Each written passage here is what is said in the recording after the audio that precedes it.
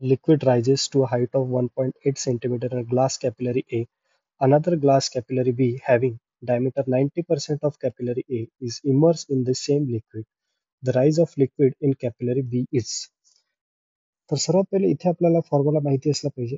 Rise of capillary म्हणजे height in height of capillary. एखाद्या कॅपिलरीमध्ये लिक्विड किती वरतीपर्यंत जाऊ शकते. तर त्याचा formula H is equals to 2t cos theta upon rho g r. इथे T is surface tension, theta is contact angle, rho is density, g is acceleration due to gravity आणि r is radius of capillary. radius of capillary. आता इथे h into r जर मी केलं तर हे काय बनणार आहे 2t cos theta divided by rho g. म्हणजे हा r ला फक्त मी या साईडला घेऊन गेलो. तर इथे 2 कॉन्स्टंट आहे, t कॉन्स्टंट आहे, cos theta, theta is angle of contact, हा पण कॉन्स्टंट आहे. देन g पण कॉन्स्टंट आणि रो पण constant. Okay, all the things are constant because same liquid आहे. तर मी इथे h into R equals to constant लिहू शकतो.